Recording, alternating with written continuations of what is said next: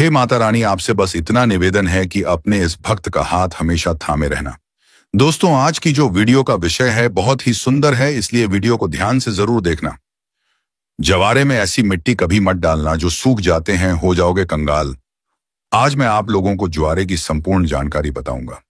नवरात्रि 9 दिन के बाद क्या ज्वारे को विसर्जित कर देना चाहिए या ज्वारे को कुछ बचा करके अपने पास में रखना चाहिए? ज्वारे में छिपा है आपके भाग्य उदय होने का राज।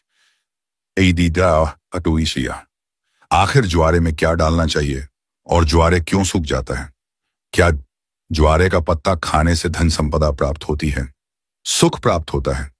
नवरात्रों में ज्वारे क्यों उगाते हैं, जानिए संपूर्ण जानकारी।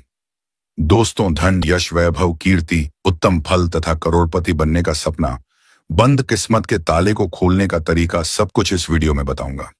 नवरात्रि में ज्वारे के बिना मां दुर्गा की पूजा अधूरी मानी जाती है और इसकी एक पौराणिक कथा भी है।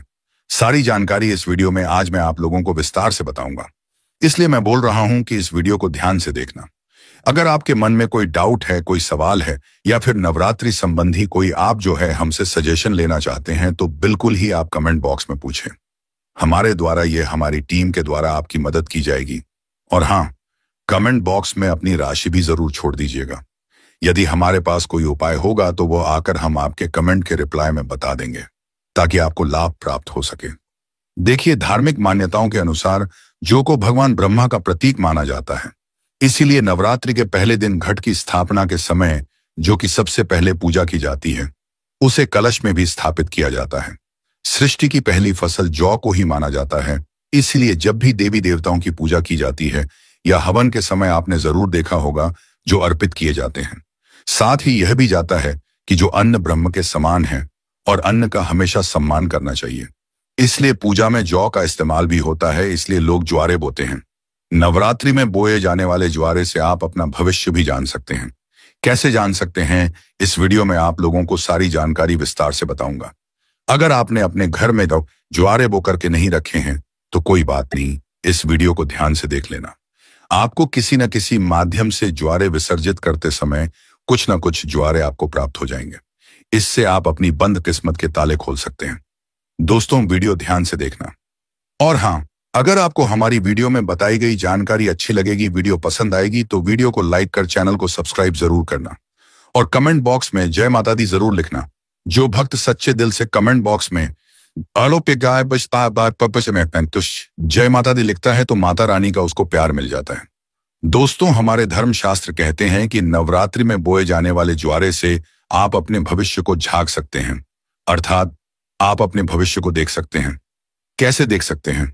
अगर अंकुरित जौ का रंग नीचे से आधा पीला हो और ऊपर से आधा हरा हो तो इसका मतलब यह होता है कि आप वाला साल आधा समय ठीक रहेगा और आधा समय आपका खराब चलेगा। यदि जो नीचे से आधा हरा है और ऊपर से आधा पीला है तो इसका मतलब यह है कि आपका शुरुआती समय ठीक से बीतेगा, लेकिन बाद में आपको परेशानी का सामना करना पड़ेगा। आपको घबराना नहीं है, इससे हम आपको छुटकारा पाने का तरीका भी बताएंगे। इसीलिए अंत तक वीडियो देखें, क्योंकि अधूरा ज्ञान हमेशा लटकती तलवार की तरह ही होता है। दोस्तों, इसी के साथ ही सफेद या हरे रंग में उग रहे हैं तो यह अत्यंत शुभ संकेत है। अगर ऐसा है तो मान लीजिए आपकी पूजा सफल हो गई है और आने वाले समय में खुशियों के दरवाजे आपके खुल जाएंगे। जो अगर सूखी और पीली होकर के झड़ने लगे तो इसे अशुभ संकेत मान सकते हैं। ऐसे में आप जो है मां दुर्गा से अपने कष्टों और परेशानी को दूर करने के लिए प्रार्थना कर सकते हैं या फिर नव दुर्गा का बीज मंत्र जैसे धूम दुर्गा नमः। दोस्तों, इस मंत्र का 108 बार हवन करके आहुति दे सकते हैं।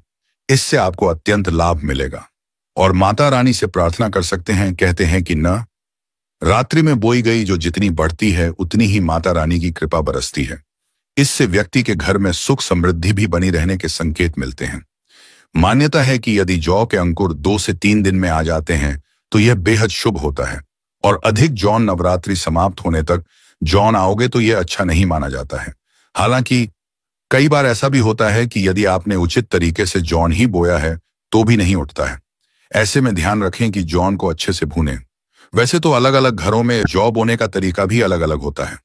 कुछ लोग बालों को एक जगह पर इकट्ठा करके उसमें बीज बो देते हैं, जबकि कई लोग अलग से मिट्टी के बर्तन में बालू या मिट्टी डालकर जौ बोते हैं। लेकिन अगर आप चाहते हैं कि यह अच्छे से होगे तो एक मिट्टी के बर्तन में बालू या मिट्टी डाल लें, फिर उसमें जौक दाने डाल दें। शारदीय नवरात्रि हो या फिर चैत्र नवरात्रि या फिर गुप्त नवरात्रि, जिस घर में यदि जवारे नहीं बोए जाते तो वहां पर परेशानी अपनी जगह बना लेती है। भूत प्रेत का वास हो जाता है, डेरा भूतों का आ जाता है, गरीबी का वास हो जाता है। शास्त्रों के अनुसार माना जाता है कि माता दुर्गा उस घर में वास करती है और वही सेवा स्वीकार करती है और उसी का व्रत पूर्ण करती है जिसके घर में जवारे बोए जाते हैं। यदि जवारे हरे भरे हैं तो घर में खुशियों का आगमन आवश्यक होता है। हरे भरे जवारे के साथ मां अपनी सखियों के साथ नृत्य करती है, खेलती है, घर में ढेरों खुशियां बरसती हैं, माता का प्यार बरसता है और ऐसे घर से भूत प्रेत दूर भाग जाते हैं। कहते हैं जवारे नकारात्मकता को नष्ट करते हैं और सकारात्मकता का संचार करते हैं। शास्त्रों में स्पष्ट लिखा है कि नवरात्रों में यदि जिस घर में जवारे नहीं होते, जवारे नहीं बोए जाते, तो इतना समझ लो आपके घर में प्रेत आत्माओं ने डेरा बना रखा है। घर से यदि भूत प्रेत को भगाना है तो जवारे नवरात्रों में अवश्य बोए। माता बड़ी प्रसन्न होती है, खुश होती है। मां जो होते हैं, आप इसे 9वें दिन कन्या पूजन में कन्याओं को स्वरूप उनको वितरित करें। आप चाहें तो देवताओं को जाओ का भोग लगा सकते हैं कन्या की थाली में। इसका एक एक टुकड़ा रखें। माता नवदुर्गा प्रसन्न होती है। नवरात्रि में ज्वारे का भोग देवताओं को अति प्रसन्न करता है। दोस्तों, जो ज्वारे होते हैं यह बहुत ही पवित्र चीज है। इसे आप साधारण मत समझना। वैसे मैया रानी करुणामयी है, वह अपनी संतान और अपने लाल को सदैव माफ कर देती है। ज्वारे को साक्षात नौ दुर्गा का स्वरूप माना जाता है, ब्रह्म का स्वरूप माना जाता है। चलिए, इस वीडियो में मैं आप लोगों को बताने का प्रयास करूंगा कि अब सवाल यह उठता है कि नवरात्रि में ज्वारे का क्या करें, क्या विसर्जन कर दें या इसे घर में रहने दें। तो धार्मिक मान्यता कहती है कि ज्वारे को घर में रखना शुभ माना जाता है, लेकिन इसको रखने के पीछे एक निश्चित निर्धारित समय रहता है। इसी निर्धारित समय में ज्वारे की सेवा करके जल में विसर्जित इसे कर देना चाहिए। दोस्तों, जैसे कि आपने 9 दिन इसकी खूब सेवा की है, बहुत अच्छी बात है। 9 दिनों के बाद इसे जल में विसर्जित कर देना चाहिए, क्योंकि शक्ति को शक्ति के साथ मिलाना जरूरी है। जल को गंगा शक्ति कहा जाता है और ज्वारे को श्री शक्ति अर्थात लक्ष्मी की शक्ति, दुर्गा की शक्ति। इसीलिए श्री शक्ति को हम जब जल शक्ति गंगा शक्ति को भेंट करते हैं तो यह गंगा शक्ति में जाकर के मिल जाती है। मैं आपको एक छोटे से उदाहरण से समझाने की कोशिश करूंगा। जिस प्रकार जो हमारा शरीर होता है यह पंच तत्वों में मिल जाता है, उसी प्रकार द्वारा भी पूर्ण प्रकार शक्ति के साथ अपने अष्टभुजा दुर्गा स्वरूप में शक्ति में मिल जाता है। तो दोस्तों, द्वारा 9 दिन अखंड ज्योत जलने के कारण, ध्यान से सुनना, ज्वारे के आसपास में 9 दिन अखंड ज्योति जलने के कारण मां दुर्गा के समीप में यह रहने के कारण बिल्कुल ही यह शक्ति स्वरूप में जागृत हो जाते हैं। ऐसे ज्वारे लोगों के दुख तकलीफ परेशानी इन सबको चुटकियों में समाप्त कर सकते हैं। तो आइए इस वीडियो में जानते हैं ज्वारे से किस प्रकार हम अपनी फूटी किस्मत को दूर कर सकते हैं, अपने दुर्भाग्य को सौभाग्य में बदल सकते हैं और सभी प्रकार की आपकी जो दबी हुई इच्छा है आप उसे पूर्ण कर सकते हैं। देखिए, अगर आज की वीडियो आपने मिस कर दी तो सारी जिंदगी आप गरीब रह जाएंगे, क्योंकि ज्वारे से आप अपनी गरीबी को, अपने कष्ट को, अपनी परेशानी को, अपने दुख को, अपनी तकलीफ को, या आपके घर परिवार में किसी को दुख है, तकलीफ है, लंबे समय से बीमार हैं, आप उन्हें स्वस्थ करा सकते हैं। तो आइए इस वीडियो में जानते हैं वास्तव में हमें जो है ज्वारे का क्या करना चाहिए। तो ज्वारे विसर्जित करते समय कुछ ज्वारे साफ पानी से धोकर के हमें अपने साथ में ले आना चाहिए। क्यों इसे लाना चाहिए? क्योंकि इसे श्री शक्ति का प्रतीक कहा जाता है। श्री शक्ति अर्थात इसे लक्ष्मी का स्वरूप माना जाता है। ज्वारे को हमेशा धन स्थान है, व्यापार स्थान है या फिर कारोबार स्थान है, यहां पर जरूर रखना चाहिए। इससे धन में बढ़ोतरी होती है, कारोबार में उन्नति होती है। अगर आपकी दुकान ठीक से नहीं चल पा रही, कारोबार में आपको बढ़ोतरी नहीं हो पा रही है, या फिर आपका धंधा पानी अच्छे से नहीं चल पा रहा है, निरंतर आपको नुकसान हो रहा है, तो बिल्कुल ही ज्वारे की कुछ पत्तियां आप अपने व्यापार स्थान में, धन स्थान में जरूर रखें।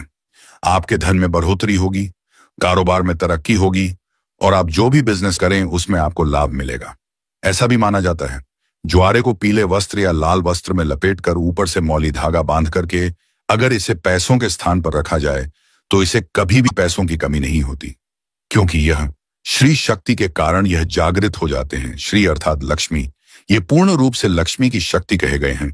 इसी के साथ यह भी कहा जाता है, कुछ लोग यह भी कहते हैं, हमारे ही बहुत से लोग हैं संपर्क में जुड़े हुए, तो बहुत से लोगों का यह भी मानना है कि ज्वारे को थोड़ी सी मात्रा में अपने पर्स में जरूर रखना चाहिए, और आप में से अधिकतर लोग ज्वारे को अपने पर्स में जरूर रखते होंगे।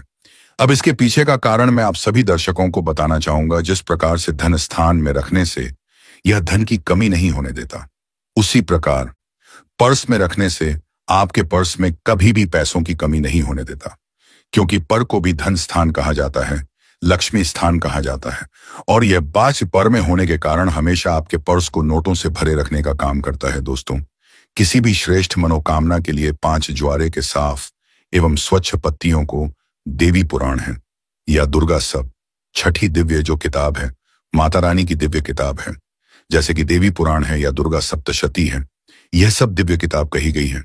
तो मनोकामना बोलते हुए आपको दबाना होता है, तो मां भगवती की कृपा से कुछ दिनों के बाद वह मनोकामना पूर्ण हो जाती है। लेकिन जब भी आप यह उपाय करेंगे, आपको गुप्त रखना है, इसके बारे में किसी को बताना नहीं है।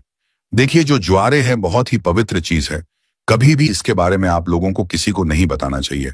और एक बात, बहुत से लोग आप में से ऐसे दर्शक हैं जो बोलते हैं ना गुरुजी हमें ताबीज बनाना सीखना है, तो क्या करें?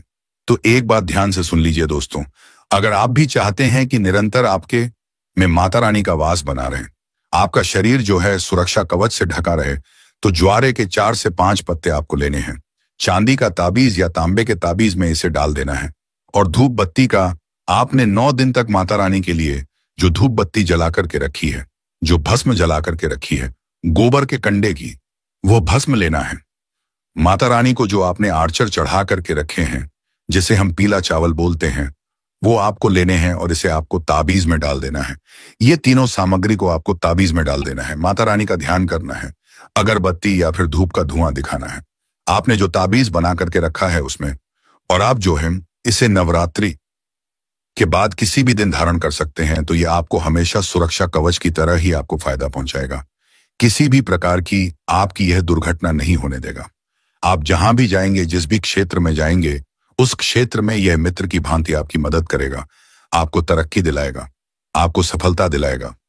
आप में से अगर किसी के घर में कोई लंबे समय से बीमार पड़ा है, जो कि ठीक नहीं हो पा रहा है, डॉक्टरी दवा सही चल रही है, कभी कभी नकारात्मक शक्तियों के कारण जो है स्वस्थ नहीं हो पाते हैं, शरीर में निरंतर बीमारी आने लगती है, तो द्वारा का एक जबरदस्त गुप्त चमत्कारिक प्रयोग बता रहा हूं। यह प्रयोग अपने तक सीमित मत रखना, इसे और लोगों को जरूर बताना, इससे समाज में कल्याण होगा। तो कोई ऐसा व्यक्ति है जो लंबे समय से बीमार पड़ा है और ठीक नहीं हो पा रहा है, ऐसे व्यक्ति को ज्वारे की कुछ बूंद, ध्यान से सुनना, ज्वारे को अच्छी तरह कैसे पीस करके कुछ बूंद आपको निकालना है, और इस रस को नाक के माध्यम से, अगर बोलने में समर्थवान नहीं है, खाट पर पड़े हैं दोस्तों, सांस बस चल रही है, तो अगर नाक में कुछ बूंद डाला जाए तो ऐसे व्यक्ति कुछ दिनों के बाद स्वस्थ हो जाते हैं।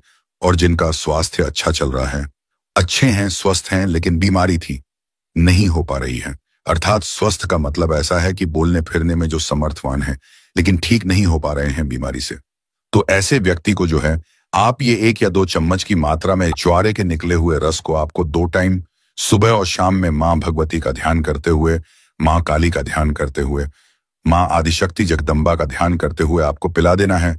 बिल्कुल ही ज्वारे में पूर्ण रूप से ब्रह्म एवं मां आदिशक्ति की शक्तियां समाहित होती हैं। इसे पिलाने के बाद आप देखना, इसे लगातार 5 से 7 दिनों तक पिला देना दोस्तों। खाट पर पड़ा इंसान भी स्वस्थ हो जाएगा और चलने फिरने के लायक बन जाएगा।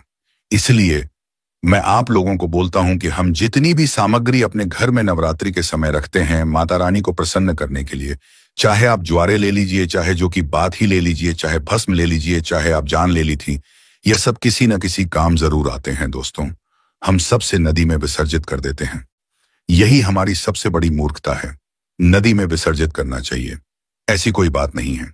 आप नदी में इसे बेशक विसर्जित करें, लेकिन इसकी कुछ मात्रा हमें अपने पास में बचा करके रख लेना चाहिए, क्योंकि यह माता रानी का प्रसार होता है। और निकट भविष्य में जब हमें कोई परेशानी आती है, किसी को भूत बाधा लग गई है, तो ज्वारे की कुछ इसका रस निकाल करके नाक में 1 से 2 बूंद धक्का देने से भूत तत्काल छोड़ देता है दोस्तों, नकारात्मक शक्ति भाग जाती है।